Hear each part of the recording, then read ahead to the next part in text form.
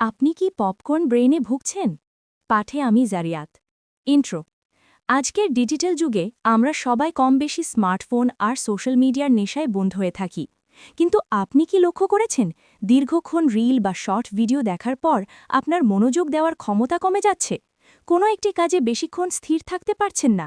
একেই মনোবিজ্ঞানীরা বলছেন popcorn brain.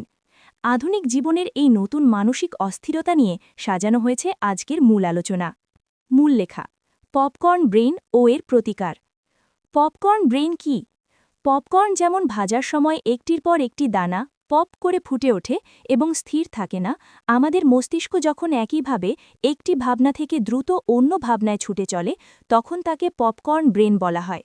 এটি কোনো রোগ নয়, বরং অতিরিক্ত ডিজিটাল স্টিমিউলেশন বা স্মার্টফোনের নোটিফিকেশনের চাপে তৈরি হওয়া এক বিশেষ মানসিক অবস্থা।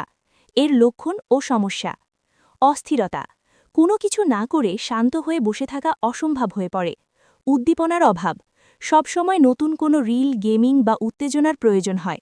সাধারণ টেলিভিশন দেখা বা বই পড়াতেও একঘেয়েমি চলে আসে। মনোযোগের ঘাটতি। গভীর মনোযোগ দিয়ে পড়াশুনো করা বা অফিসের কাজ করা কঠিন হয়ে পড়ে। এমনকি কথোপকথনের সময়ও চোখ বারবার ফোনের স্ক্রিনে চলে যায়। সামাজিক প্রভাব। এর ফলে মানুষের সাথে স্বাভাবিক মেলামেশা বা সম্পর্কের নেতিবাচক প্রভাব পড়তে পারে। মুক্তির উপায় বা প্রশান্তির পথ: ১. Digital detox. প্রতিদিন অন্তত ৫-১০ মিনিট কোনো ইলেকট্রনিক ডিভাইস ছাড়া শান্ত হয়ে বসে থাকার অভ্যেস করুন। মনোযোগ বৃদ্ধির চর্চা। প্রতিদিন অন্তত ১০ মিনিট বই পড়ার অভ্যেস করুন, যা আপনার ফোকাস ফিরিয়ে আনতে সাহায্য করবে। স্মার্টফোনের পরিমিত ব্যবহার। ফোনের অপ্রয়োজনীয় নোটিফিকেশন বন্ধ রাখুন এবং ডার্ক মোড ব্যবহার করার চেষ্টা করুন। হোম স্ক্রিনে অপ্রয়োজনীয় অ্যাপ রাখা থেকে বিরত থাকুন। পোমোডোরো পদ্ধতি। কাজ করার ক্ষেত্রে পোমোডোরো বা নির্দিষ্ট সময়ে কাজ এবং তারপর বিরতি টেকনিক ব্যবহার করুন। আউট্রো বা উপসংহার।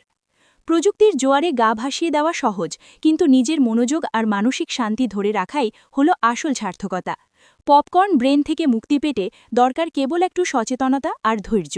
মনে রাখবেন, জীবনের নিয়ন্ত্রণ আপনার হাতে, কোনো ডিজিটাল ডিভাইসের হাতে নয়। আসুন আজ থেকেই নিজের মস্তিষ্ককে একটু বিশ্রাম দিই এবং স্থির হতে শিখি।